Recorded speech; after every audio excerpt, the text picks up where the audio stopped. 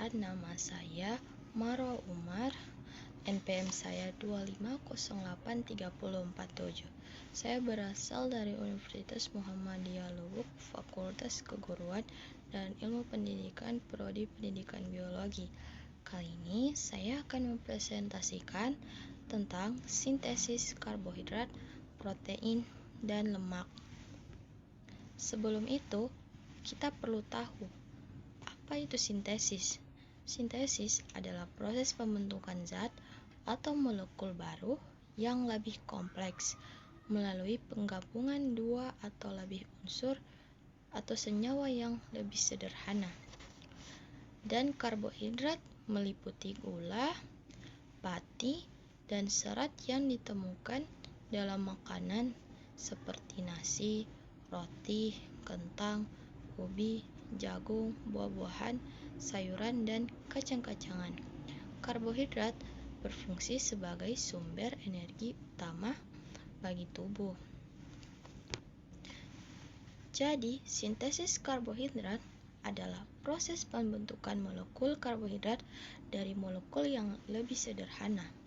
Ini merupakan bagian dari proses anabolisme atau reaksi penyusunan dalam metabolisme tumbuhan, makhluk hidup, termasuk hewan dan manusia. Nah, selanjutnya, sintesis karbohidrat pada tumbuhan atau fotosintesis. Fotosintesis adalah proses di mana tumbuhan berpigmen atau memiliki klorofil mengubah energi cahaya matahari menjadi energi kimia dalam bentuk karbohidrat menggunakan karbon dioksida atau CO2 dan air H2O. Tahapan fotosintesis. Yang pertama, ada reaksi terang berlangsung di membran tilakoid grana kloroplas, membutuhkan cahaya matahari dan H2O. Energi cahaya ditangkap oleh klorofil dan diubah menjadi energi kimia dalam bentuk ATP atau adenosin trifosfat dan NADPH atau nikotinamida adenin dinukleotida fosfat tereduksi. Air H2O dipecah atau fotolisis melepaskan elektron dan menghasilkan oksigen O2 sebagai produk samping. Reaksi kedua adalah reaksi gelap atau siklus Kelvin berlangsung di stroma kloroplas. Tidak memerlukan cahaya secara langsung, tetapi menggunakan ATP dan NADPH hasil dari reaksi terang. Terjadi fiksasi CO2, di mana CO2 dari atmosfer diikat dan direduksi melalui serangkaian reaksi CO2 diubah menjadi senyawa gula berkarbon 3 yang kemudian digunakan untuk mensintesis glukosa atau C6H12O6 dan karbohidrat lain seperti sukrosa untuk transportasi dan pati untuk penyimpanan.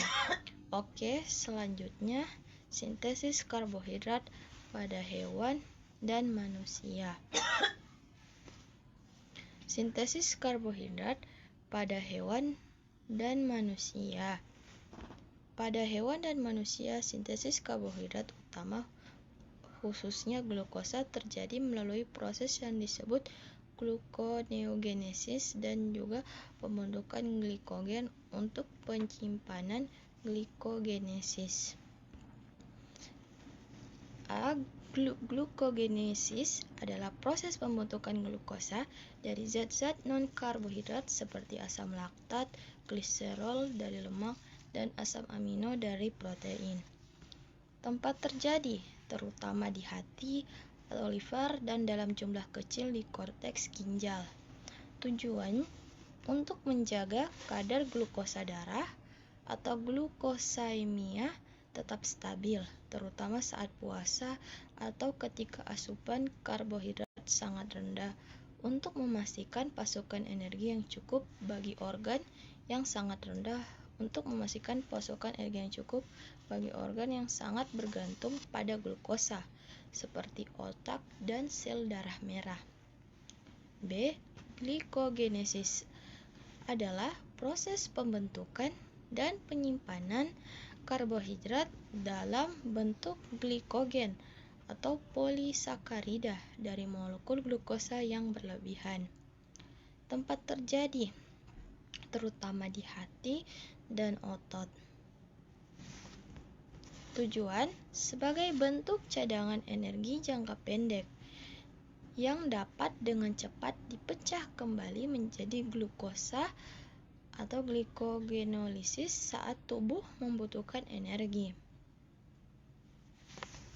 Sintesis protein adalah proses biologis fundamental di mana sel-sel membangun protein. Proses ini melibatkan DNA sebagai cetak biru atau kode genetik dan berbagai jenis RNA sebagai perantara untuk mengubah urutan nukleotida menjadi urutan asam amino yang kemudian membentuk rantai polipeptida atau protein. Oke, kita lanjut di sintesis protein. Secara umum, sintesis protein mengikuti dogma sentral biologi molekuler, DNA, RNA, dan protein. Proses ini terbagi menjadi dua tahap utama, yaitu transkripsi dan translasi. Tahap transkripsi. Yang pertama, tahap transkripsi. Transkripsi adalah proses penyalinan kode genetik dari molekul DNA menjadi molekul mRNA atau RNA duta pembawa pesan. Ini terjadi di nukleus inti sel pada sel eukariotik. Prosesnya pertama inisiasi. Enzim RNA polimerase menempel pada daerah promotor gen pada DNA dan memisahkan kedua untai DNA. Yang kedua adalah elongasi. RNA polimerase bergerak sepanjang untai cetakan antisense atau template DNA mensintesis untai mRNA baru dengan pasangan basa nitrogen yang komplementer. Misalnya, A pada DNA dipasangkan dengan U pada mRNA, T dengan A, G dengan C, dan C dengan G. Yang ketiga ada terminasi. RNA polimerase mencapai daerah terminator dan untai mRNA yang telah lengkap dilepaskan dari DNA. Menghasilkan mRNA yang membawa salinan kode genetik dalam bentuk triplet basa yang disebut kodon. 2. Tahap translasi. Translasi adalah proses penerjemahan kode genetik yang dibawa oleh mRNA menjadi urutan asam amino spesifik untuk membentuk rantai polipeptida atau protein. Ini terjadi di ribosom yang terletak di sitoplasma.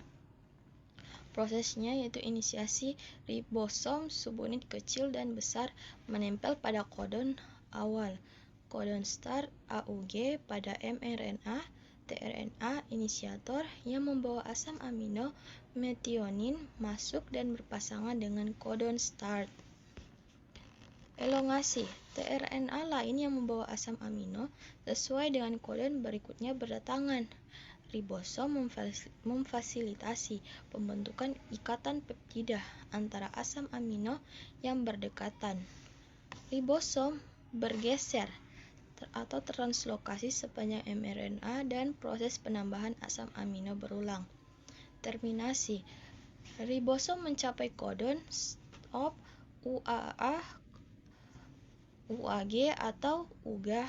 Faktor pelepasan relase faktor menempel pada kodon stop menyebabkan rantai polipeptida terlepas dari tRNA dan ribosom. Hasilnya, rantai polipeptida yang kemudian akan melipat menjadi struktur protein fungsional. Kita lanjut ke sintesis lemak. Sintesis lemak atau yang lebih dikenal sebagai lipogenesis adalah proses anabolik atau pembentukan di mana senyawa non-lemak seperti kelebihan karbohidrat atau glukosa dan protein menjadi molekul lemak atau lipid untuk disimpan sebagai cadangan energi. Proses lipogenesis utama terdiri dari dua bagian besar. Yang pertama, sintesis asam lemak dan sintesis trigliserida. Sintesis asam lemak adalah komponen utama penyusun lemak atau trigliserida. Proses sintesisnya melibatkan penambahan berulang unit karbon yang berasal dari molekul sederhana. Bahan baku utama asetil-CoA. Asetil-CoA adalah molekul berkarbon 2 yang bertindak sebagai blok bangunan utama. Ia dihasilkan dari pemecahan karbohidrat melalui pirufat dan asam amino. Karena asetil-CoA terbentuk dari mitokondria dan sintesis lemak terjadi di sitosol, asetil-CoA harus dipindahkan keluar dari mitokondria dengan diubah terlebih dahulu menjadi sitrat. Yang kedua ada sintesis trigliserida. Setelah asam lemak terbentuk, mereka harus digabungkan dengan molekul gliserol untuk membentuk molekul lemak cadangan, yaitu trigliserida atau triacylglycerol atau TAG. Kita masuk ke yang terakhir adalah kesimpulan. Jadi kesimpulannya adalah sintesis karbohidrat, protein, dan lemak merupakan proses penting bagi makhluk hidup dalam membentuk senyawa organik kompleks yang dibutuhkan tubuh. Karbohidrat disintesis melalui fotosintesis dan berfungsi sebagai sumber energi utama. Protein disintesis dari asam amino di ribosom untuk membangun jaringan serta mengatur fungsi enzim. Sedangkan lemak terbentuk dari asam lemak dan gliserol sebagai cadangan energi dan penyusun membran sel. Ketiga proses ini saling berkaitan untuk menjaga keseimbangan energi dan keberlangsungan fungsi sel dalam tubuh. Sekian apa yang saya bisa sampaikan. Terima kasih. Wassalamualaikum warahmatullahi wabarakatuh.